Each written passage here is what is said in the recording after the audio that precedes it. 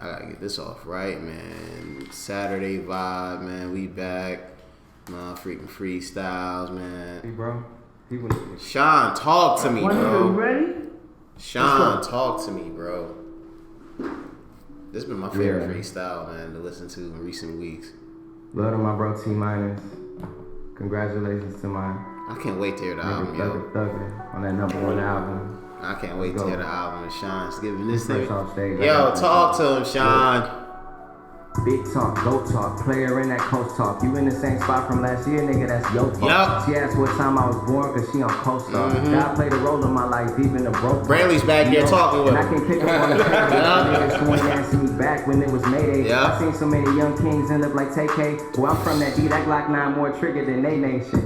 I see niggas who wasn't bitches get bitch smacked. I see my daddy and my stepmama get kidnapped. I'm paranoid, I'm always sitting up, I can't sit back like I'm trying to get my six-pack from 2006 back. 5 years. Proper preparation for Sean.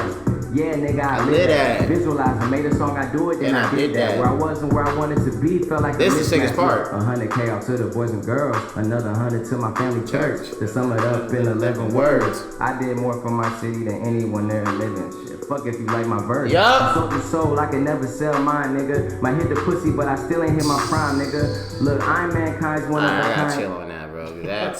That's the Sean I'm waiting for. Years of my slander was worth it, folks. You know, that's what it gotta be sometimes, man. That was hard, motherfucking Young Amaze latest freestyle on High 97 was hard. I just want to say, for all y'all girls out there that was like, yo, niggas don't be fucking with Young Amaze, y'all some fucking lies.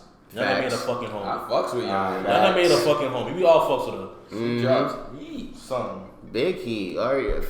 That's the thing, bro. It's like, again, chicks got it wrong with Rhapsody and chicks got it wrong with Young M.A. Like, guys mess with them way more than the chicks do because y'all don't be messing with the girls who ain't rapping and saying motherfucking about scamming or sexuality and all that other stuff. And that's cool because that music is dope. But the chicks like Rhapsody and Young M.A., man, they rap for us pretty much. Yes, they do. I ain't gonna relate to shorty being like, yeah, I'm in his bag, but I'm in my bag, but I'm in his too. Like that don't relate to me. Now when a song like Young Amaze Pay, wow, come on, but like, yeah, that's that shit. Yeah, feel it, you know. But that's another. Well, you guys don't listen, but that's another reason why I like Asian Doll. She don't spit like she'll probably say some freaky shit or whatever, but she be spitting like hard shit, like some like real gangster shit, some real nigga shit. So Rico Nasty as well. Yeah, Rico Nasty was actually the first girl I ever got introduced me into that whole female shit. Like she's super dope, man. We gotta give her credit. Tiara Rock too. Tiara Rock is crazy. She had a dope performance at Afro Punk when I was there, man. That was dope. The fact she brought out Alicia Keys, man. Shout out to my girl for understanding, for catching me, man, when I got weak in the knees for Alicia. I was like 10 out of 10 times. You know, that's just how the game goes. My girl was joking with me because she saw the clip I posted about me being in her bag. She was like, why you want to do that? I'm like, I'm out here telling the truth, you know. AK said it, not many guys can relate, but I can. I certainly can, and I certainly will. The marathon continues, goddammit, word to nip. Yo, welcome to episode 90 of the Foresight Podcast, man. This is your boy Arden talking to you. Yeah, and it's your boy Willz. It's a Kizzle. That's right. Hey, Kizzle. Hey, to the Kizzle. Out to the. Recording this on Saturday, September 21st, 2019. We hope all is well with you guys, man. Whether you're a first-time viewer to a multi-time viewer, thank you so much for tuning into the show. Make sure, first things first, you are streaming us on every platform that is available to be streamed. Apple Podcasts, Spotify, SoundCloud, and YouTube. Follow us on social media at ForesightPod. Definitely make sure you're reading our work. Medium.com/@ForesightWrites. Let's go ahead and get into the show. Fellas, what is happening? What is good? Tell me what's going on. Who wants to kick it off, huh? Damn, I mean, shit's been cool, you know. School shit. Damn, I mean. Do I want to tell the truth or do I want to lie? I'm sipping cool school shit, try to finish up strong. Yeah. I realized I still got a little Kobe in me. I still got a little clutch in me. And then a writing assignment. Okay. 11:58. Nice. To 11:59. That's right. Ooh, that's We live on the edge, bro. That was we close live on the edge. that was a close one. I'm not gonna lie to you. I was sweating a little bit, Had to do some research, so I decided to do for like a newspaper article. Had to do a little bit of research or some shit. But, I hear you, bro. I hear you, got man. it. Still Kobe out here. Yeah, especially as a dude, I've been locked in so far. My first 3 weeks at WCC, I'm not playing no games. I got a breath of life, bro. Because it's funny, man. I've been talking to some friends about this recently, along with like some family friends and stuff. Like, I really wished I wasn't so caught up growing up on the whole WCC narrative. Especially if I would have known online classes exist. Because like growing up here in Westchester, and Willz might attest to this, like a lot of folks when they spoke about WCC, it was all negatives. It was like, yo, WCC's ass. It's the place where mad people that want to continue like high school go to just to get the vibe. Yeah, it's 13th grade. Yeah, it's 13th grade, 14th grade, even 15th grade. But I had homies who like went on campus and like took care of business, got out maybe like in a year and a half or whatever, whoop-de-whoop. And I just realized like, damn, if I would have just known about the online classes, and then I would have realized how much me having a degree would have helped me secure like that long-awaited full-time teaching job I've always wanted, I would have been took care of business online for 2 years. Especially given the fact that so far the class, hella easy, and the tuition is so cheap that, and this is why I've been able to focus more on school, my financial aid, which I already have good luck with, covers my entire tuition this year. So I'm basically going to school for free. Like, I don't owe no money. That's lit. If I would have done that 2 or 3 years ago, at 22, 23, I would have been out and just focused on like just work without doing the school stuff. But I've been locked in. I had a similar assignment to you too, because one of the classes I'm taking is actually broadcast production. So like this little series we've been developing in class, and the professor OD, they was like, all right, forget just getting some actors for the main characters and the director. You gotta find a motherfucking screenwriter, props crew, makeup crew, a whole bunch of stuff. Like I had to find real people that excel in either area, write 3 little notes for each person, and give a link to their work. Wow. I bodied that though. I got 95. That's something I would be like really interested in doing. Yeah, because it was dope. You know what I'm saying? Because yes, Gianni, I'm helping out with production more too. You still gonna do this to get paid for it, Jack? Well, let me tell you something. When I get able to start talking about lights and texture and fill, I definitely will do it. But That's yeah, crazy. I just applied for a job to be an assistant for production, some shit. Okay. At WWE. okay. Oh, Yeah, I applied like 2 weeks ago. Okay. I mean, I don't think I can get it. If they call me, I'm gonna just call Gianni like, yo. One of my homies, I think, applied for that. It was either that or some script writing joint. Yeah, I applied for both. There was a writing assistant thing or whatever too. You can help with the writing team. And you know me, I'm a wrestling head. Right? Yeah. But that application for that part, like that was lit. I bodied that. They ask you like wrestling questions and shit, and then they ask you like your favorite wrestler, and then they ask you like your favorite storyline from him or whatever. So then you gotta like, bro, I went into that detail. I would have done that, and then I realized like I'm not trying to write in that room with them, man. I ain't trying to come up with the fire ideas, and Vince goes, "Oh, I don't want to do this because I want to push Baron Corbin again." No. I just want to say this. I'm proud of Corbin Hive. I'm out here. Big banter Corbin. Oh yeah. I ain't writing no trash ass storylines. Put me in the program. What's up? Corbin be killing on the law. I just want to say, taking this back to 05 again. I'm gonna have that shit lit. That's what I'm trying to do. And plus, it's nearby at the crib. But either way, man, anybody who applied, good luck. But if the benefits look right, I got my writer resume already tailored. I got how many samples y'all want? How many samples y'all want, man? I put pen to sheets, as a man once told me before. Pen to the pad to write this out. But Willz, besides that though, cool week. Yeah, I've chilling. been chilling. I started back working at night. It's whack, but it's cool. Gotta do what you gotta do. Yeah, That's a fact. gotta do what I gotta do for the money. How the little one? That's about it. My daughter, she good. I'm gonna be with her tomorrow. I can't wait, honestly. That's what's up, bro. That's what's up. And like we always hope, we hope everything's good for you guys and whatnot. But to get into what has been the biggest news of hip hop this week, the most entertaining news, the greatest news ever this week. First things first, I said it before the show was gonna do this. I have to give a huge shout out to Matthew Russell Lee. I know that's your name for a fact because I overlooked your profile twice to make sure I got your name right. I want to give a huge shout out to Matthew Russell Lee, who's better known on Twitter as Inner City Press. He was the man that damn near everybody was paying attention to this week and pertains. He is the GOAT. I gotta know how fast this dude's tweets. Yeah, because I'm like, he was on it like yay. I ain't seen a nigga tweet faster than like that. No, that's not an exaggeration. Yo, that is true, bro. That he is was true. like on it, like I'm thinking like he's one of them niggas that do the shit in the court. That's what I was thinking too. I'm like, yo, typing the transcripts. He's doing that, but like just on Twitter. That's what I was thinking just too. like dumb nice with it. But maybe I think he had to be on a computer. He had to have been on a computer. He Yeah, can't it was either that or I think it's a little bit of both because I remember he used to have like the Periscope, shit. But it had to be a little bit of both. But I'm just looking at that shit like, nah, you know. Because I remember there's like no cell phones in the courtroom and shit, from what he said.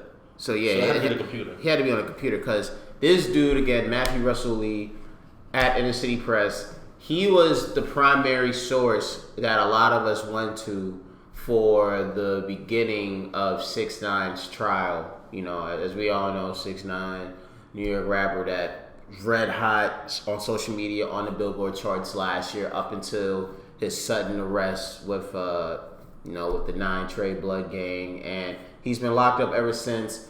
And over this last year, we've gotten a development, so we already knew that he was going to cooperate with the feds. He was going to testify against Shotty and the rest of the crew. But this week was absolutely insane from the standpoint of, he wasn't just it wasn't just gonna be a regular testimony. He really shared damn near everything, including things he maybe didn't have to share. A couple niggas got some strays. Yeah, folks got strays. That nigga told her the Shotty shoe size. Yep, like I had to exaggerate it. Like, it's so crazy, bro. Like, I just found this video on YouTube, and of course Vlad will have it. Hopefully, I listened to this last Hopefully, it's real. But Vlad, apparently DJ Vlad, for those that don't know, a 10-minute audio release of 6ix9ine testifying in court. It's what? I don't know if this is real, but it's real. Yeah. I listened to it. Might skip a little. Yeah. Like, this is like 6ix9ine testifying in court. I believe it was 9 counts of racketeering, shootings. I don't know how they even got that shit in And you listed racketeering as one of the crimes to which you pleaded guilty. Were you a member of any gang? Yes, sir. What was This is 6ix9ine, folks. The 9 Trey Bloods. This is not our audio, just to make clear. We did not get this audio. This is from DJ Vlad. VLAD. Police. DJ Vlad. He's Russian. Yeah, not himself. You know. He's the What police. sorts of things did 9 Trey members But yeah, like 6ix9ine literally explained everything from his background, from how he got involved with Treyway, with the various shootings and other acts of violence that occurred, things that were publicized, things that weren't, to his, if you believe it or not, his kidnapping, to when they got arrested, to certain things he had to do, the things in Chicago, various members. He literally testified and gave it all. And I'll kick this one off. What was eye-opening to me about this testimony was just, again, and this is a lot of street stuff, and I'm not a street dude. I grew up in the streets, but I'm not a street dude at all. But what really was eye-opening to me was the fact that, this this particular blood set, 9 Treyway, completely butchered what should have been an easy bag. Like, if you got a dude like 6ix9ine who's coming to you, who, by the way, during his testimony, and this was on day 1, and they asked him on the stand, it was like, so what did joining this crew did for you? And he said, first thing he said was, my career, credibility, security. This particular set messed up what mad other gangs and street folks have been able to do over the years, which is, look, if you're able to attach yourself to a popular rapper, right, whether you're walking them into the crew or not, or you're giving them security or not, it's about the opportunity if you get the bag so you could go fund your crew, maybe get yourself out of the illegal side of things or whatever, and just stay afloat and be good and to build on something. They really welcomed this kid into this street lifestyle, despite the fact he had reached out to him initially just for the video shoot. And you make him do all of the things that you guys were supposed to be doing, even though you shouldn't do it. Yeah. And it leads to this where it backfires towards the end, in which you guys are kidnapping him. You guys are threatening to shoot, to do a whole bunch of stuff. And of course, there was a whole bunch of reports about you guys are apparently smashing his baby moms and whatnot behind his back. And it's like, this is how it ends for y'all. Because you let this kid into the crew on things that you shouldn't have. When this was really as easy as an alley-oop when it comes to extortion, security, or whatever. You literally could have just been the muscle behind this dude, check his pockets a couple times, let him know what it is, let him act like he is what he is with it, but not make him truly embrace the gang. Like, y'all really made him one of y'all. Yeah, it was stupid. They could have just, like... That was eye-opening to me, man. He didn't have to be on, like, Shotty on camera all day. Like, yeah. He didn't have to do that. It's like you was, like, also looking... Like, you want the bag, but you're, like, also looking for clout, too. Like, yeah, 100%. And it was, like, kind of stupid. It was like y'all both was chasing the bag. Mm-hmm. And y'all both was... They was basically, like, using each other, too. Like, 100%. They're using him for the bag, and he's using them for the, like, the protection, the clout, because, oh, now he's blood, so people gonna think this and that about him, or whatever. So, like, they was using each other, but they just... It just goes to show you, like, niggas is dumb. Like, they just don't, like, bro. Yeah, like, for real. Niggas is real dumb. Like, to the point where, like, yo, y'all could have just chilled out, had a few bloods in his videos, this and that, just to let niggas know he's blood.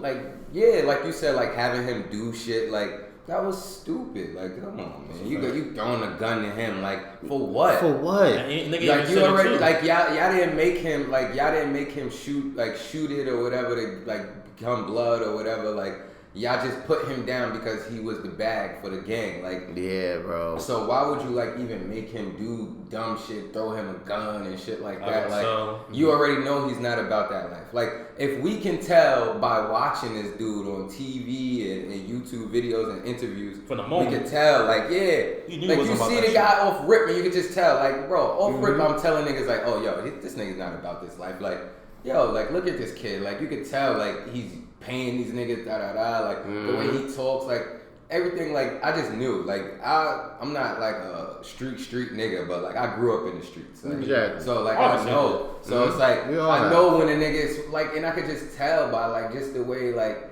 he comes off. Like, for example, like, last week when I told y'all about Max the Demon, a white boy.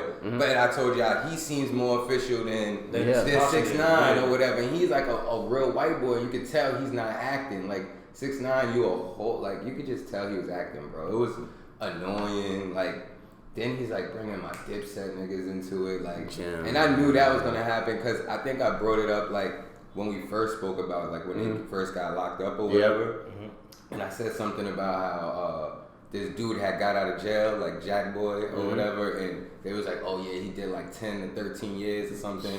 And when he got out, I saw, like, Jim Jones post him, Willz post him. Then I seen 6ix9ine post him, talking about, oh yeah, the big homie just got out, I'm like, nigga, you don't know him. Like, 10 years ago, you was like, what? Like, like, what? Like, bro, you was like 12. Like, bro, you don't know this nigga, bro. Like, what? Like, I don't get it. So I was just like, yo, I'm like, and I think I said, I'm like, oh, nah, this nigga's connected to the Dipset niggas or whatever. Those must be the Dipset bloods. And I put 2 and 2 together. I did remember my son Jimmy. He's 9 Trey. So I'm like, oh, yeah, that's probably Jimmy's little niggas. And then, I don't know if y'all do remember, Jones had an interview, I don't know if it was with Angie or somebody, but they asked him, like, his take on 6ix9ine or whatever. Oh, yeah, I know. He said something like, yo, like, he don't really condone it, like, he doing his thing, he doing what he gotta do, like, for clout, It's all love, like, he respected, but he also said, like, but the niggas he run with, Jones was like, I know them niggas, like, those is my little niggas, like, I watch them niggas like they was babies or whatever, so I'm like, damn, son. Brought him in too deep. They brought that boy in too That's deep. the thing. Other stuff too before passing the AK, like, again, the whole, you're passing them the gun to do what? Yeah. I couldn't believe when 6ix9ine was like, either Shotty made him or he decided to film the video of Shotty trying to do a shooting. Yeah. Oh no! I think he filmed it. Yeah, like he filmed it. Or they asked him why. I forgot what he said. It was something stupid as fuck. During the whole Chief Keef thing, you're 6ix9ine at this point. You're like famous. What are you doing trying to catch a cab in the middle of Times Square? And then what are you doing catching the subway yeah, with a loaded gun? When I read that, I was like, what the fuck? Nigga said, yeah, the cabs wasn't stopping, so we hopped on the subway. I was like... Through Fulton. I'm like, what are you doing? With the gun on me. I'm like, what the fuck? What like, are you doing? And I seen this nigga... Like, what if you saw fans, bro? And they're running up on you like, oh, you got a gun on you. Bro, and your dumb ass don't know if the shit was on safety or not. Because I know when he threw it to you, your dumb ass didn't check. Because I know that for a fact. So, like, anything could have happened, bro. Like, you could have shot yourself. Like, a fan could have ran up on you. Could have shot the fan. Like, yeah, bro. It was insane. Like, it's... Them niggas is moving. The thing about that shit, too, that makes that shit more worse is that, like, there's like... You gotta blame the gang on this shit because they being dumbasses, and like a lot of that shit really look to be like infighting too, like the whole Hard versus Shawty shit. Because to me, from what I'm not privy to what went on in between that shit, but what I was understanding was Shawty was a little bit more focused on the music shit than it was on the gang shit, which makes me feel like Shawty was kind of inching like, yo, I'm about to be getting away from this shit soon, and Harvey's like, yo, the fuck you doing? Yeah, nigga, niggas need to eat too. Yeah. And then that's when shit got fucked up because they was like, alright, bet, fuck it.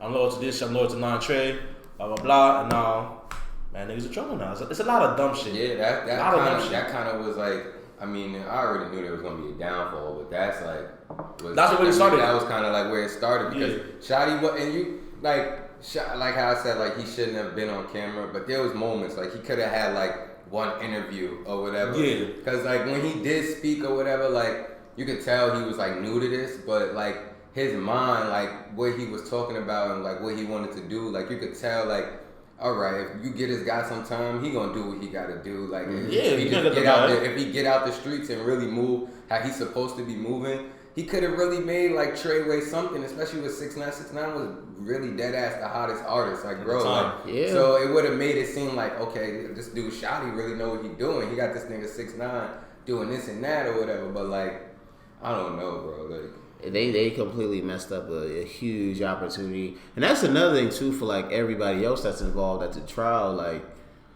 I don't know what else you can really say or do to harm 6ix9ine, because again, if we already know the beginning of it is, all right, he's coming to you, and this is just for the sake of a music video, and you bring him in, and a lot of the action he's doing is because of you guys. Then it's like, all right. The only way to really get back at him that can cause him to maybe not necessarily get out as soon as next year, because that's the whole thing too. It's not just as basic as, yo, he cooperates, he gets out ASAP. There's a 5K1 letter that has to be approved by the judge, in which the government goes to the judge and goes, hey, yo, because of this witness cooperation and maybe a potential other factor, we want you to know that this is enough to maybe, present time served and things like that. And this is why I think it's gonna be hard for any of them to do it, because 6ix9ine in this case, and what Matthew was saying, Matthew Russell Lee, once again, aka at Inner City Press, he was saying that the government is not even telling the judge to be like, yo, give him the letter, him being 6ix9ine, a letter because of cooperation, and maybe based on the 2 trials that's about to come up next with the other Treyway associates. This is strictly on cooperation. Yeah. Literally, this is literally strictly, the government's literally saying, yo, give 6ix9ine the letter because of just cooperation alone.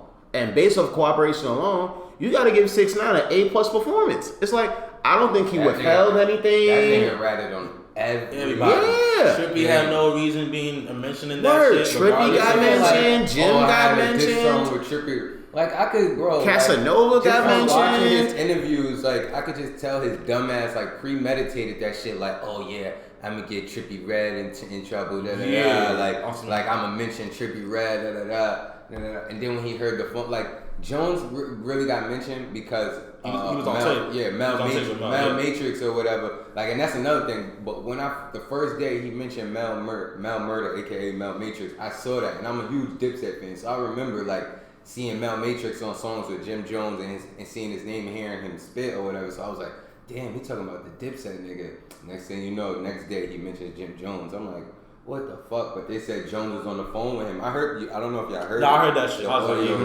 I heard it last night or whatever. But Jones wasn't really saying, like, he wasn't giving an order. He was giving his opinion. Yeah, his opinion. Oh yeah, like, he not a real gang member. Like, they gotta do something about that or whatever. Like, he making them look bad. Basically, that's what he was saying. But then, boy is trolling up there talking about Jones a retired rapper. Like, disrespectful. No, my son just dropped a great ass album. Where El Capo was super duper dope. Like that shit this whole 6ix9ine shit just the Trippy Red, the Casanova shit was corny. Yep.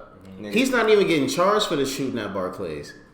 They asked him. It was like, so you're not getting charged for that? He was like, nah, I'm not getting charged for that. So I'm like, wow. And then the whole thing about this, the cooperation, it's like, he's gonna get that letter. Even Matthew said it was like, yeah, he's probably gonna get that letter. Like, bro, he showed them like the handshake. Yep.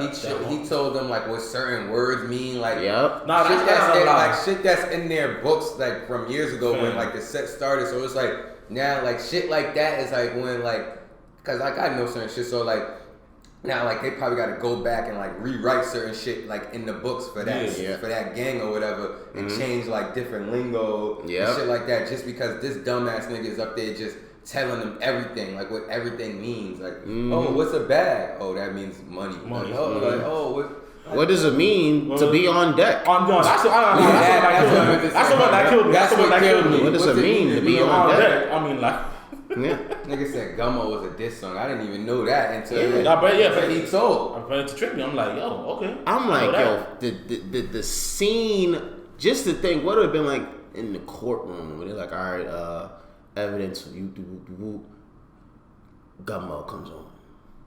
It was lit in there. They said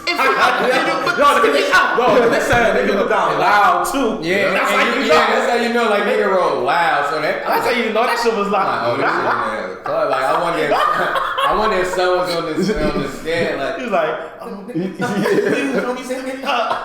nah, there's no way 6ix9ine kept a straight face throughout Gummo. Like he got to be like, yeah, this is some of my finest work. Bro, like I showed my mom and shit, and she was just like. Usually my mom kind of hates like this rap. She's like, what kind of music? Like I'm letting her like listen to the audio. I'm showing her videos on people talking about the case. So I don't gotta just tell her and they're like reading the shit. So she's like, oh damn, he told the next day, shit like that. So and she's like, what kind of music do you make? I play her this, I play her Gummo.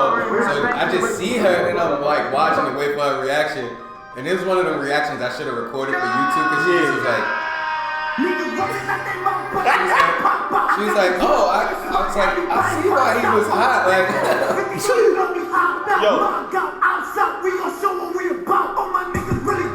really? Oh, it's cool. Oh my god, bro. To think this came on in the courtroom? Yeah, that's crazy. That is insane, bro. Like, it's somebody in the jury was like, damn, I remember when this rained on. Yo, I'm not gonna lie, bro. I was shit. My mom, I was sitting back, I'm like, yo, mom, I ain't listened to this nigga music in like a year because he got locked up. I'm like, I ain't supporting. But I was listening, I'm like, yo, this shit used to go. Bro. That's dope. That's the sad shit about it. If he didn't get locked up, if he wasn't a fucking rat, I'm about to like make a like a lot of this shit. He had his 6ix9ine players. Nigga had his from the way. Remembrance. That's exactly what I was about to say. It's gonna be a short ass playlist. My reason was I'm gonna make it and then make it like not available to the public, so when I listen to it, it won't pop up on my. Hey man, I'm guilty as charged. I I know for me, I definitely have played some 6ix9ine joints. That's what I'm saying, though, because nigga had a lot of hits. Nigga had a future. Like, it's sick. Like I even said, like, before the podcast began, like, I remember I was out with my OG like during the summer. This is like around the time he got arrested. This is like before he even like all this shit happened. Niggas, they have had a song with 6ix9ine on Umbrella AA. That shit gold. I'm saying, had that shit like the way that shit sounded, man, took it over another summer. Especially uptown. I had to run it back. Like, that nigga Willz. I had to run it back just for confirmation. Like, what was I missing? That's crazy.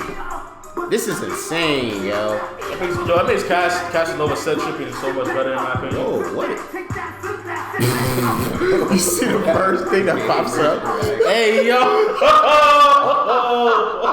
But nah, bro, I'm trying to think, like, hearing this. And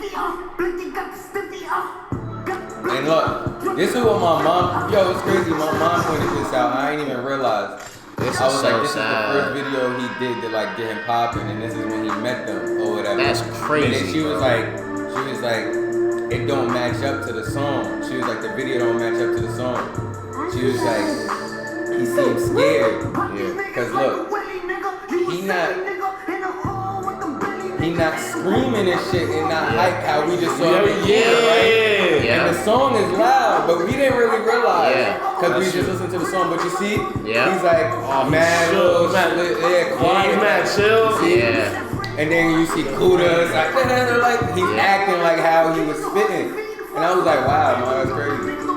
Nah. Shout out to your mom for that. I didn't even notice. Mom, I was like, yo. Nah, the body language don't match up. You're right. Because when she saw that, and I was like, oh, that's crazy. I was like, but watch this, and then I showed her Kuda, and I was like, this is when he got more comfortable with them She was niggas. like, oh yeah, because I was like, yeah, that's when he first met them, and then I was like, Kuda is actually when he became blood too. Supposedly, that's what. That's what he said. Mom was in the streets. Shout out to my mom. Mom was in the streets. But yeah, man, that's all we got when it comes to that.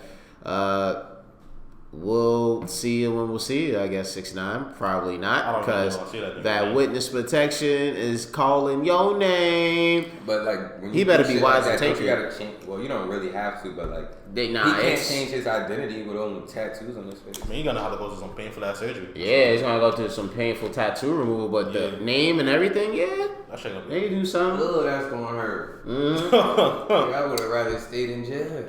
I mean, he's in there with the, I think, fellow informants and snitches. That's what they were saying. So Oh, he's on a snitch block, like a yeah, literally, that's what he was saying. Rat infested. But block. yeah, he's gonna be out next year. And this is another prime example for me. Another reason why I say I don't like academics, because there was a video of academics doing like a live stream, and he was like overlooking the whole testimony, and then the video was like academic was like, hold on. I'm paraphrasing. He was like, hold on. They saying 6ix9ine coming out early next year.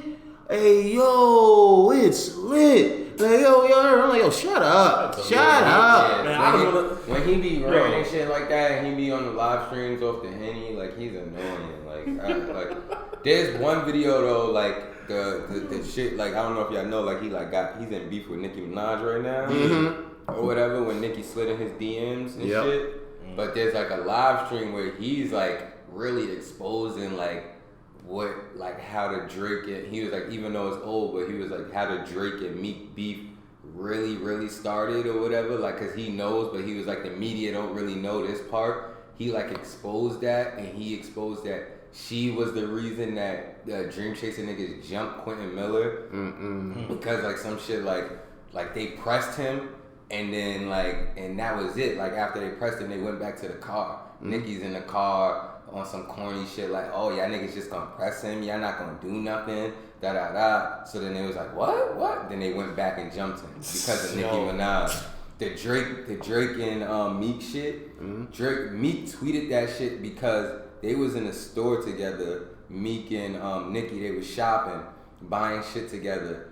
Meek said he was gonna pay for it. Meek didn't have nothing, no cards and nothing on him. Like he's not broke, but he only had cash on him. Yeah. So when they went to the register, he didn't have enough cash on him. So then he asked Nicki. He was like, "Yo, you could you pay for the rest or whatever." Nicki caught an attitude, talking about, "Oh, what? Forget it. I'll pay for mine. You pay for yours."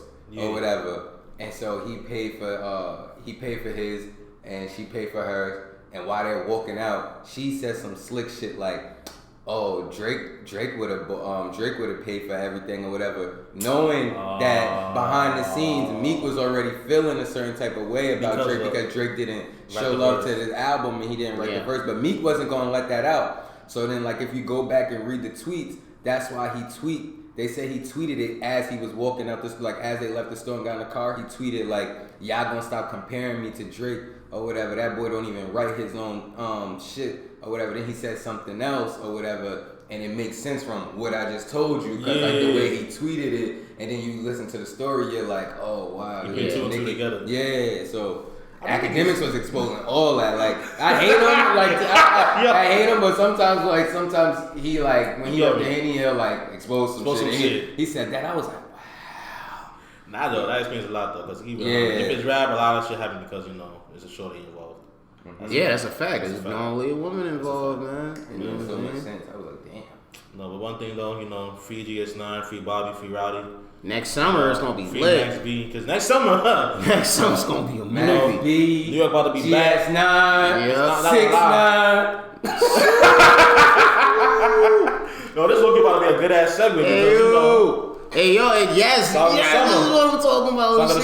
Song of the summer. It's my pick. Last week on the show, damn, I don't have a pick. We said I don't have a pick either. I just have songs for consideration. Yeah. I got a pick. We said on the show last week that we was gonna have a song of the summer conversation because I said this was the first summer, in my honest opinion, that I don't think there was an undisputed song of the summer. I had to think about that statement after you said it. There was a lot of songs that defined the summer of 2019. I'm excited about us kicking this off. And AK, since he has his undisputed pick, you might as well let us know, brother. I just want to say, as you know, New York has ran the summer for the past how many years when it comes to the song of the summer category. Yeah. And as always, New York again has a song of the summer, Pop Smoke. Welcome to the party. That's my pick. I'm sticking to it. Okay. Sticking to it. Party. Welcome to the party is the one. Welcome to the party. That's the one. I haven't seen I gotta be honest, the way that I've seen niggas embrace that shit. Yeah, that niggas be getting hyped off that. Yeah, okay. Like hype. Nah, I fucked with you because that. I had to because of the reactions of people when I'm in the spots. Yeah, exactly. So that was one. That's the one. That's you can't base it off of on streams or shit. You gotta base it off of yo, being in the club, in the spot. I went from the people aspect. I went from being in the spot and not really seeing nobody know the song. I remember one time I was in the spot and I didn't know it, and my boy knew it. Yeah. And he was like. He showed me it before. He was like, "Yo, bro, this is that pop song. This is the beginning. This is May. Before the summer really hit." And I'm like, nah. And he's like, "Bro, I showed you the video." And then I'm listening, and then I start remembering. I'm like, "Oh yeah." So I went home, listened to that shit. Then that's when we had Sage. Remember Sage on the show, right before we hit it, and Sage was talking about it. And he was like, "This is going to be go." And I was like, "Yeah." I was in the spot the other night, and they played it. He was like, "This ain't even White Plains." And I was like, "Yeah." And it went crazy. And then I was in the same spot a month later, in June, for Tay's birthday. Yeah. Nigga, they played it, and we had a little section. Yo, we went crazy. You see people next to us what's the name of this song? I heard some lady said, I don't know, this must be the White Plains anthem or something. The White Plains anthem. We the young niggas from White Plains, and we was wilding out. We was going crazy. Niggas was twirling and shit. Twirling. And it was lit. So, is this the White Plains anthem? I was like, no. More like Brooklyn. So, are you in agreement with AK? The song I had Welcome to the Party, then mine was Slash. It was kind of no guidance because the females, when you in the spot, I see them. Tunes that you playing for the next whole week. I see them go crazy for it. So. Yeah, it was they go crazy for Welcome to the Party too, but I was just, I gotta give them some love too. So. Yeah, I can see that. Because when the beginning of that song comes on, though, if you catch the vibe just right, you feeling it. For me, I guess for me personally, this would be my song of the summer. Yeah, this is one my of my here. choice. But I started fucking with this kind of late. Shout out to Mustard. Shout out to Rowdy Rich, who became one of my favorites over the summer. This joint in the right vibe. What? This was hit. Ballin'. Anybody knows about ballin'? If you know, you know. I got the new 40s on the Jeep. I got the bloody bottles on the Jeep. Cause I'm just got it out the street. I got 100 racks inside. This was it. This was it, bro. I'm telling you, I really love that song. That song was up there for Song of the Summer. But I mean, what else would be up there too in regards to it? So we got Welcome to the Party, that's a fact. We got Ballin'. We got No Guidance. I'll say, what's the called again? Cash Shit. Oh, Megan was definitely up there. Cash Shit was up there. Megan was definitely up there. I want to say Lil TJ's Pop Out. Yes. Yeah, that's up there too. Yes. That's up there too. Ain't that Polo G? Polo G, Lil TJ. That's. Yeah, that. I don't remember Lil TJ. Yeah, both. Yeah, because and it's crazy because I'm not even gonna front like and I think it's probably just like a New York thing too. Because like when that joint come on, I've been in the spot with my niggas. Like we be like vibing the Polo G part, but then when Lil TJ part come on, we be going crazy. I told the bro this, I'm ready for the same. What's the plan? You ain't never put in pain. Like that was a dope record as well. I mean, I come dolo, he come dolo, we get him the faster way. Yo, that's the thing too. I'm noticing that there's a lot of New York niggas I want to say that got like a Song of the Summer or a Song of the Summer candidate. Like I want to say even Lil Tucker's Ransom. Ever since Ransom, definitely a thing. We've been taking over the summer. That's a fact. Ransom. Every year we got Smurda, Young Ma. It was 6ix9ine last year. 6ix9ine. I think Bobby, not Bobby. Cardi technically. Cardi had one. Yeah. A Boogie had one. Yep. Yeah. Son, like Look Back at It was one of my favorite songs of the summer. Oh yeah. I know. Look Back at It came out like late winter. Look Back at It. Look Back at It. Yeah. I know late winter, early spring that song came out, but that was it's the summer. It got the summer vibe. yeah. Summer vibes. Like that was hard. And what was I telling Willz? And this was like no disrespect to Lil TJ, but at the Genius joint, I realized that like A Boogie is truly influential. No, he was. Because between Lil TJ and a lot of these young kids, I just hear and see A Boogie. Lil TJ, Lil Tucker got the A Boogie sound. There's another nigga that just I didn't even know A Boogie was that iconic, bro. I didn't know A Boogie was that iconic. I remember when fucking, what's that shit called again? A Boogie first dropped, like the artist shit first dropped, fam. The energy in New York was different, especially in the Bronx. That shit was different. I remember Jungle came out. Even before Jungle, I still think about you. Man, singing bad girl. I had niggas that different. Shit had me in my feelings. Bro, Macaroni. I'm going through that shit too. DTB. Oh my God. Nah, play DTB anywhere right now. Niggas go stupid, bro. And niggas ain't just gonna sing that shit. Niggas gonna scream that shit. That's the thing. DTB by A Boogie, Throwaway by Future is like my go-to like fucking bitch song. That's a fact. That's a fact. That's right. Any of my niggas like when they see like bro, it's so real. Like Brantley or some shit, he'll see me like tweet DTB or Throwaway and be like, oh, who did something? Or, right? Nigga, there was one time he put in a group chat like we was talking about A Boogie like and how like he's the GOAT and shit, and I was like, yeah, DTB. Nigga wrote, yeah, Willz love DTB. And then you could go on Twitter and search shit. So the nigga searched my ad and then put DTB next to it. And it showed all the times I tweeted just DTB. DTB. And he screenshotted it. So I was like, damn. Yo. See, that's the shit right there. That shit hit different. That shit hit different. Oh, man. This was hard too. Shit. Floyd Mayweather. Him and Don Q. That's a fact. That A Boogie, man. I think when that nigga dropped, that's gonna be different for New York. This is just 2.5 years ago. About that shit. He just dropped that Moose Swings. Yep. Moose Swing Fire too, yo. Never I knew. I forgot this album called too. When that shit dropped, Artist 2.0. Telling you, he's really influential, bro. I can hear. I'm ready to hear it on Tucker. I'm ready to hear it on TJ. Like I ain't got the niggas. Y'all ever heard him do K out of Prince of New York? I heard of him. I ain't heard him. Listen to this. There was a couple records I heard. Yeah. That was dope as hell. I remember. But this nigga sounds like A Boogie. Hear it already. Oh, I heard it already. What's the nigga name? Jay out of Prince. Oh, I'm gonna look that nigga up. Don't push me. I could get revenge, but there's no point. These niggas pussy. I pistol whip that little bitch and make him open wide. I'm antisocial, but I told you I don't socialize. She gon' fuck me like she hate me, but she hate me cause she fuck with me. Like That's a boss nigga that's missing trial. Hey, Boogie. DX, he out here. Yeah, this is definitely A Boogie 2.0. Oh, there's another nigga A Boogie too. 2.0. There's another nigga too from Cali. His name is cause my man put me onto him. He said this nigga sound like I was like, it's facts. Callan, like FR, like K. I don't know about that name. I think I heard it before. Yeah, like, he's not some shit, but somebody told, like I see something from Cali, and I was like, you sound like A Boogie. No. But I remember the first time hearing Lil TJ, I didn't really like him because I'm like, this nigga's trying to be A Boogie or whatever, and I wasn't really used to like the A Boogie sound, like A Boogie sound being like out there, so I was like, I ain't really fucking with it. But then like I kept hearing brothers, and I'm like, damn, this shit fire. That's low-key the same way I felt about Ransom, because I heard Ransom by Lil Tecca the first, so I'm like, yo, damn, this sound like an A Boogie copy right here. But the market paying that shit, I'm like, nah, this shit fire, this shit too good.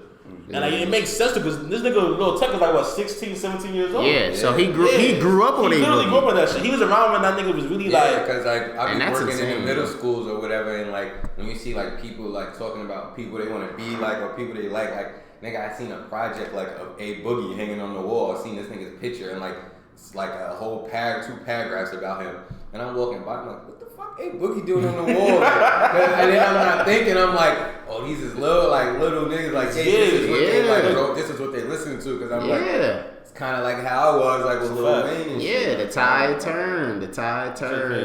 I'm telling you, if my guy would have dropped this project early this summer.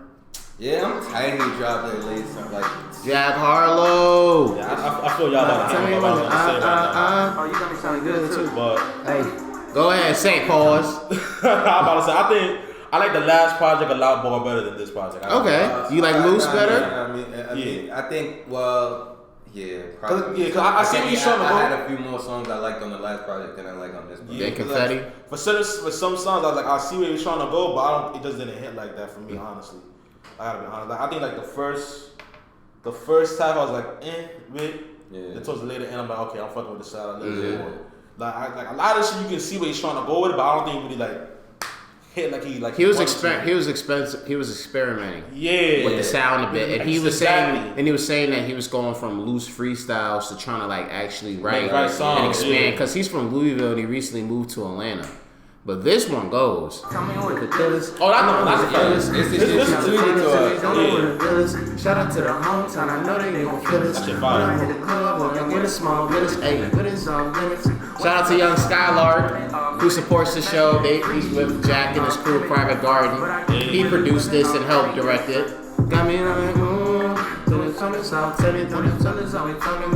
if he would release this one, the joint with Bryson.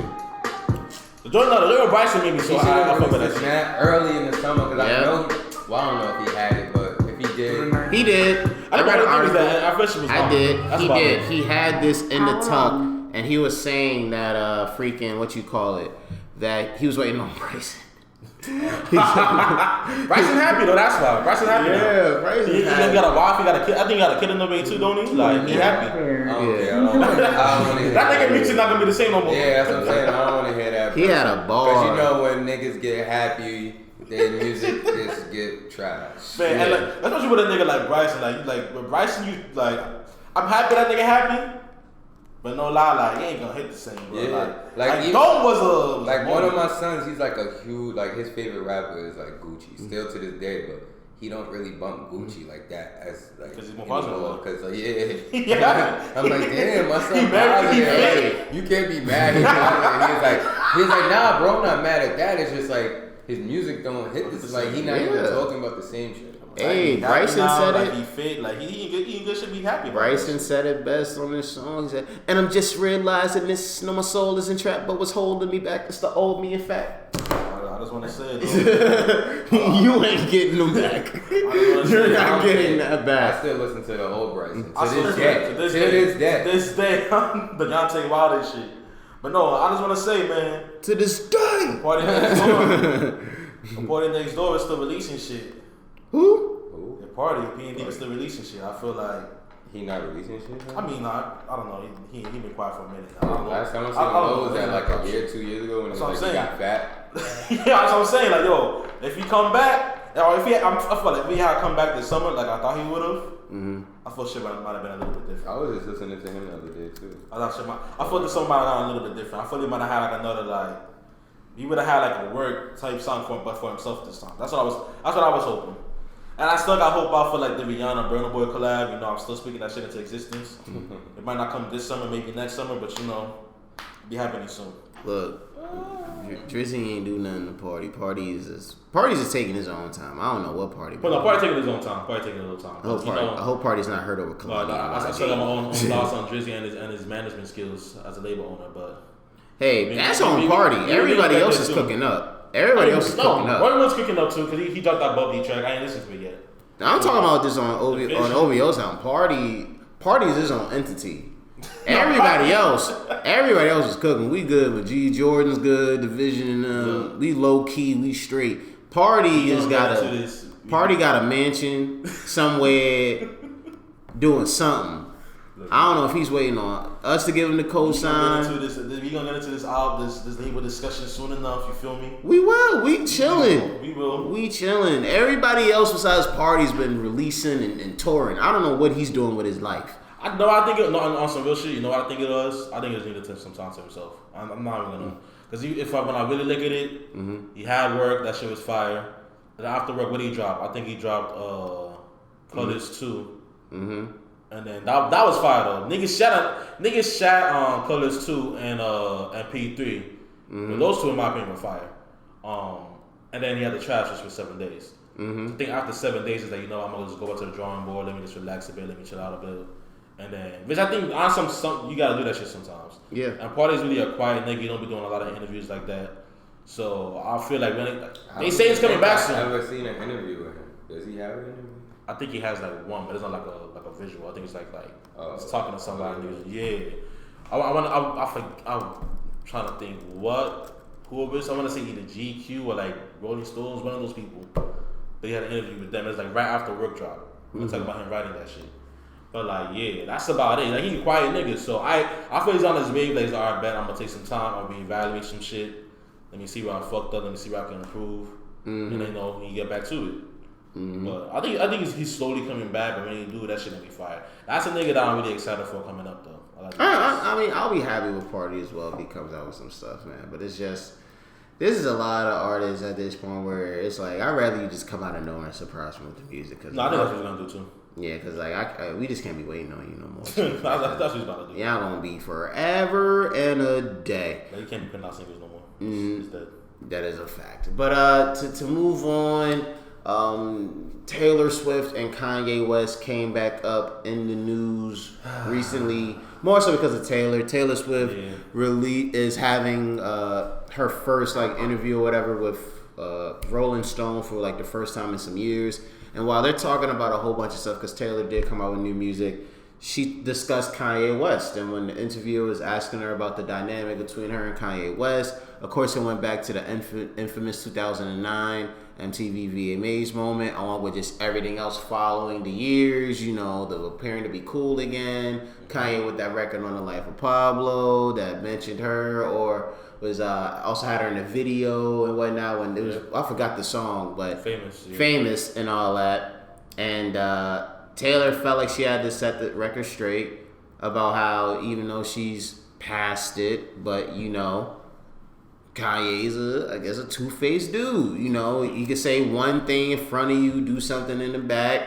And I'm reading a quote like, okay. And then she mentioned my man's in them, saying, you know, Kanye literally did the same thing to Drake. Gravely affected the trajectory of Drake's family and their lives. I'm thinking, I'm like, we ain't do nothing. I'm like, this is between you two, Chief. You keep it to that. But what's funny was... She's on your side, though, which is the funny thing. I just want to say that. What? She's on your side, though, with that one. She was like, yo, yeah. I was just like, damn, man. I'm like, we trying to move on peacefully. Move on after the L, you know? Yeah, you know what I'm saying? We ain't got time to open up old wounds. You feel me? That's she doing. But I brought up this other article. Like the 50th Ja Rule beat. Yeah. Yeah. Going forever. Yeah. It was already a lot because I had to reflect after the last episode. I'm like, Dre, I'm like, why don't you wear the Ye must be born again hoodie? Especially when that's not even a real hoodie. I'm like, that was fake. I literally looked it up on my phone during this episode. That's a fake ass hoodie. He made it. It's fake merch. Oh. I don't think he made it. He just bought. He must have had it in the tub. He bought it. I thought it was Kanye. He wore it at Lil Keith's concert in LA when he popped out and was chilling inside of the stage supporting him. And then, according to this quote from the U.S. Weekly, Kim and Kanye are over it. A source tells U.S. Weekly exclusively. They are dealing with their 4 kids. Just that. A second insider assures U.S. Swift 29 has passed their beef too and had just cause for discussing it publicly. Taylor is over the drama with them, but she had to bring it up because she was asked about it just to set the story straight and still wants to go on the record that she is the victim in this. I just want to say, Kanye wasn't wrong. But I'm saying like what like right. She said he's too crazy because he asked her to present the award and then he goes on camera and says MTV got Taylor Swift presenting me this award for ratings. Yep. That thing, what was that, 2015? I don't remember that shit. Yeah, that was like 3-4 years ago. No, I remember that. I just thought it was like when like they were like started taking photos together and shit like that. Yeah. I thought she was talking about that. And then nigga dropped the famous video. I think that's what I assumed she was talking about. But like she was talking about a whole bunch of stuff. Yeah. Keep behind like even going as far as the very beginning with the whole VMA shit. Beyonce had the better video that year. My son was just like Henny. He was drunk. Hey, but he wasn't wrong. Like, let's keep behind it. Do any of y'all remember what song that video was? That video or that song for Taylor Swift? No. I'm on my 6ix9ine shit right now. Nope. The one that won the award. That popped though. Do you remember? Do I remember it? Yeah, you remember it though. Do you remember the song? Do you remember how the video went? No. I remember how the video went. Nah, I don't remember. I remember. It was her trying to get with some boy. Like all videos? Nerd or whatever. They like live next door to each other. Oh, this thing, I remember that shit. I really, like, yo, you wanna know what's crazy? Because I remember that day because I was working at Marshall's. I got up for work or whatever. The VMAs was still on.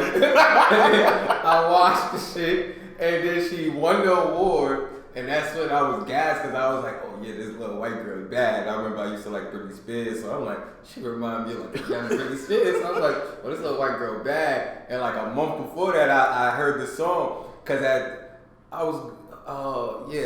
when I was fresh out of high school. So I was still with my girl from high school. She's like, she was Spanish, but she was like, she chilled with white people and shit. So she put me on to the song and actually put me on to her album. So I was fucking with Taylor Swift. So I was gassed that she won the award. Nigga, I tweeted and it was so real. I spelled her name wrong because I didn't know. I think I said Taylor Smith or some shit because I didn't really know her like that. I just knew the song and I used to watch the video. So I tweeted like, oh yeah, I'm hyped Taylor Swift or some shit, won the award. So this bitch I know, she retweeted and said, it's Swift. I deleted the tweet so fast.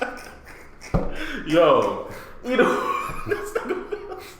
So I was hyped she won that award, so. Nigga fucked up my point. Yeah, Kanye was mad. I was mad at Ye. I'm like, what are you doing, my nigga?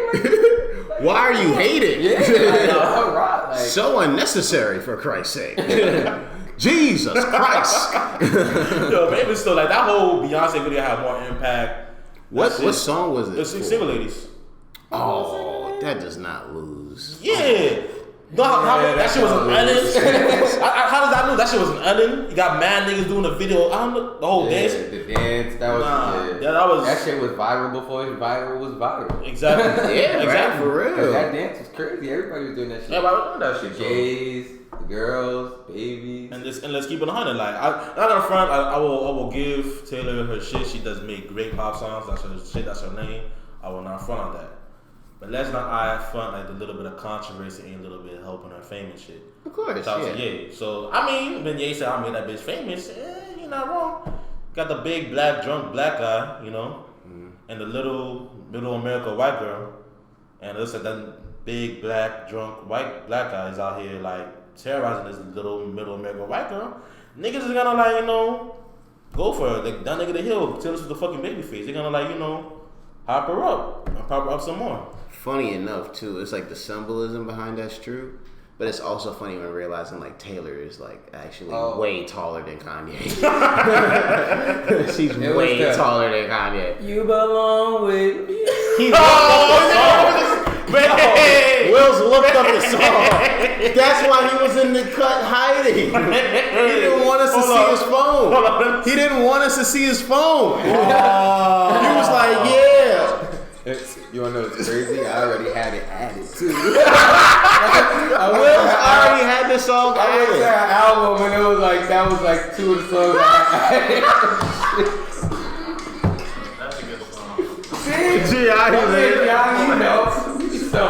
Gianni know. That I know you're better than that. The music video is fine. Bye, see? I still remember the hook. Oh, I know the front door. Not a head song. I do remember it now though. I can't remember. Beyonce still the one that shit though. Fuck that. Yo, bro. That shit was better than Single Lady. Willz I'm lying. I thought he was gonna be Put up in brave. your mention real quick. Like, yo, I thought he I was don't want to get stung. I thought he was gonna be brave for once. Living down the hill. I don't know. We gotta be old, you know. So we gotta be old. fact. That's a good point. But yo, to speak on Kanye, because Kanye has his album that's coming out next Friday. Jesus is King. Jesus is King, where it's supposed to come out next Friday. And I just want to have a more general discussion about Ye, because with this project coming out next Friday, it brings me back to a conversation people had, like especially when it was like around the time R. Kelly and others, where it's like, can you separate the artist from the person, right? And clearly in this case, Kanye hasn't committed any crimes and stuff, but he has been very controversial. He's been very wrong at times with his support for Trump, things that could affect African Americans and other minorities, and a whole bunch of crazy stuff. In this case, should we really be in tune with Kanye in regards to potentially listening to this upcoming album? And for Kanye, is there really a thing such as separating the artist from the person with him? Yes. I think it is. Because he's just so, I don't know. He's just crazy because he'll say some shit that just make you be like, yo, what the fuck? Like, shut the fuck up. Or she just is like, yo, like, oh, he's canceled or whatever. But then he'll drop some shit and you'll be like, this shit fire, yo. Like, you heard what Ye said. Like, so, like, for me personally, I kind of, I had to learn to separate it. Because at first, like, I wasn't really fucking with him or whatever. And then I think, like, what made me realize I had to separate him was with that song he had with YNW Melly. Oh, yeah. And mixed personalities. Yeah, mixed personalities. And the shit with Lil Pump. So, because that was, like, around the time he was doing all that Trump shit, too. So, it was just like, damn, these songs is fire, but these guys in the media, like, doing all this dickhead shit. So, it was like, I hate this nigga, but I like these songs. So, it was just like, I'm like, yo, I just can't, like, really fuck with him, like, as a person right now. Yeah. But I'll fuck with his music or whatever. So, Yeah, exactly. for me, I separate the two. He's a Gemini, I think, too, right? They got two different. Yeah. That's why he got mixed personalities. Yo, he YNW money too. You know, shout out to that nigga. Like, I feel like a similar way in the sense that like he's like Arden said, it's not on no R. Kelly shit. He hasn't committed a crime. Like, Yeah, but R. Kelly is different because like you can connect his crimes to his music. Like, Yeah, that's sick. It's sick. You can listen to that shit no more. But Ye, I think even because I have a lot to say about the subject. Because even with Ye, with a lot of all of his shit, like a lot of like even with this whole Christian shit that niggas talking about and say, oh, he's kind of like pandering, you know, or just trying to like like fix his image. I understand all those arguments, but my thing is I'm not even trying to put my whole religion affiliation out there. But I say as a Christian myself and all the other shit, the one thing I will always like taught to grow up as is like, you know what, fam, if you're in a bad space or whatever, or you're in dire need, the one thing you can do is always stand the price on some shit, right? Yeah, but one thing about that too is like I don't really feel like he's like trying to. I mean, he like kind of is like fixing his image or whatever. But I wouldn't say he's doing this to fix his image. Yeah, I feel like Ye always had like a connection with like God. He like, always Jesus did. walks. He Like, always come on, did. like And he always like had a connection to God or And whatever. Christianity like, too. Yeah. So I feel like maybe he just like kind of like when he did this Sunday service, he was like, yo, fucking, he just tapped back into it. But exactly. he just like he's going like hard with it now. Like he's like like really focused on it, like compared to like before. And it's just maybe he's like maturing. Like you can't just say, oh, he's doing it because of that. Like like y'all that's like, how argument. Yeah, like you can't want him. Like you bashing him for doing all this other shit, but now you see him like trying to be better and doing all this other shit, and then like you're saying, oh, he's doing it because what he did in the past or whatever. Like even if he is, like he's still trying to be a better person. Exactly. So it's like exactly, and that's really the main thing. Like shut the fuck up. Like as long as he not out here saying no dumb shit. Like he's been cool with me. Like I have no like yay slander or whatever. I'm checking for the album and all that because like the Sunday services was fire to me. I told you. Like, I think the thing with Ye is regards of like, I think both of you guys have been right to a huge extent. It's just the intentions. You know what I mean? It's like the start of AK, like, yes, everybody, regardless of what their religion is, does have the right to try to tune back in and find their connection through religion and stuff. And you're right to your extent with your reasons too. But it's just like, even if we're talking music, not everybody through their connection, especially if it's a genuine one, then goes and go, all right, I'm going to start holding these Sunday services that was once initially a private gathering and start making it like a traveling thing now. To where it's like, yo, we're going to go all over the country. We're going to live stream. We're going to do this and that. We're going to sell merch. We're going to go on Coachella. And it's one of those things where with Kanye's history, it makes people wonder like the genuine aspect of it. Because it's like, are you really doing this because you're turning over a new leaf when literally within the last year or two, you aligned yourself with beliefs and actions that were completely different than this? And if you are serious, then how genuine can this be? Is this long lasting? You know what I'm saying? So I think that's what makes people wonder that. And honestly, I would say too, like, as somebody that has had a few artists that I've personally have canceled that I just can't rock with in regards to just how they are as people. Like, honestly, I'll say publicly, Sheck West is one of them. Like, I haven't rocked with Sheck West in a good minute since reading those reports about him and what's Shorty's name, Justine Skye, and reading up on those reports and looking up other information and things like that, you know, and which at the moment sucked because I really was buying into Sheck West. I was one of the first few people within my group of friends that was putting people on to Mo Bamba and telling them to look out for this kid, and the Kyrie record, what I love and stuff, being a huge Kyrie Irving fan. But it's like I just haven't rocked with him. Listening to it too. Yeah. Same shit. I'm like, I just haven't rocked with him. 6ix9ine got canceled. Yeah, same thing. Like another guy, R. Kelly, whoever. But I think with Ye, I'm with you guys. I'm able to separate the artist from the person. But with Ye, I feel bad for doing so. Because I know he is capable of really doing some bull that makes me look stupid for doing so.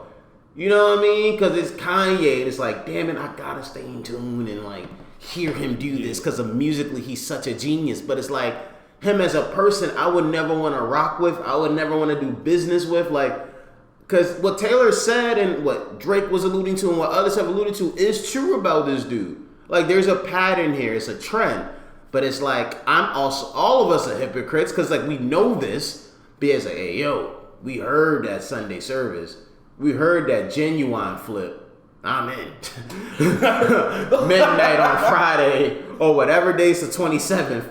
I'm rolling. Well, but I'm gonna keep 100. Like even with me, like even before like the Genuine flip, and like you can go back to like the Sunday service with it being a private thing. You know, I think with Ye is that he saw like the reaction it was getting, and then I'm not trying to like conflate the two things right here, but like how's that any different from like, you know, a gospel artist being like, yeah, oh, realize he's good at singing, does great gospel songs, and people are like, oh nah, you know what? Niggas probably put a clip of that shit online, like, no, fuck, I'm gonna start performing these songs and go start touring with this shit.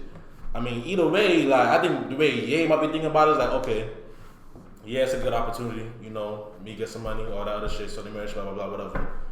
But then he might also be thinking like, yo, fam, you know what? It's my chance to spread the good word. That's what we hope. That's what we hope. But this is and also the same dude that also did a rollout around Trump's Make America to be great again. Don't get me wrong. He's the king of the rollout. He did a legit rollout around what was supposed to be Yandi with that hat. No, that's a fact. And went everywhere with it. That's a fact. But at the same time, I think even with Kanye's track record, like, okay, like what's brought up, you got Jesus Walks. Then if you want to get into it, you got like it's always been like some Christian imagery in a lot of his songs up to this point. Even with the Life of Pablo, which is like he's like, oh, it's my personal gospel, right? Then even before that, there was a clip. I think it's around the same time Jesus dropped. And then even with around the same time Jesus dropped, he's like, look, you know, I've always been a Christian. And it was floating around the TL a couple times. Too. Was this the radio interview? It's a radio interview. Like, I've been a Christian. You know, about, I've always been involved with Christ. Like, I want to do something in the future, like, you know, for the religion. That's what he's saying. Yeah. So obviously, for me, seeing all that shit, my mind's feels thinking, okay, you know what? Honestly, he definitely might not be the best person. That's a fact. You know, a lot of times the shit he does, like again, you say he's the king of rollouts and shit like that. But I think just for this particular shit, I'm not too quick to shun him for the simple fact that, like, you know what? I'm gonna just see how this shit goes. I'm gonna see how the music is, and then I'm gonna see how it plays off afterwards. Mm-hmm. Let me see if it really is genuine.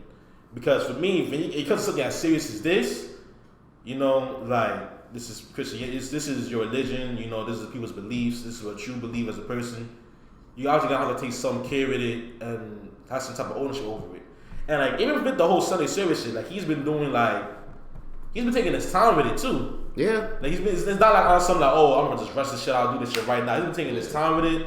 You see how people received it. He's like, okay, even how people received it, he's still taking his time with it slowly before like actually saying, you know what, bet let's go do Lollapalooza. Alright, but let's go do Coachella. Mm-hmm. You know what I mean? He still took his time with that shit. Well, he did another one, Who's Picnic too, I think. Yeah. So he took his time with that and saw that, okay, but people really are fucking with it, and now we can do this shit. So my just thing is like, you know what? Yeah, he's definitely might be a shitty person. He might have a lot of bad fucking ideas, you know, because he has no shortage of them. But for this Christianity shit, I'm gonna just give him the benefit of the doubt. I'm gonna see how he approaches it from now on, how he approaches it going to and after. Mm-hmm. That's gonna make me really know, okay, like bet this shit is genuine. Yeah. And keep it 100, man. I heard them Yachty links. I heard one of them songs that's gonna be on the album, Water. That shit fire. See, that's what I'm saying, bro. It's I guess at the end of the day, man, all we have to do is see the year. Yeah. At midnight, I'll be listening to this. I'll be tuned in. It's for work purposes, I gotta say in terms. This is for work. Me going through however tracks that is. But yeah, folks, thank you for listening to another episode of the podcast. Again, first time viewers, multi-time viewers, thank you so much for your support. We will always appreciate it. Make sure you are streaming us everywhere that we can be streamed. Apple Podcasts, Spotify, SoundCloud, and YouTube. Follow us on the socials at FoursidePod. Read our work, medium.com/@FoursideWrites. Until next time, free the boys up top, free the boys down low. You already know how we rocking, man. Talk to you next time. Boodity baba.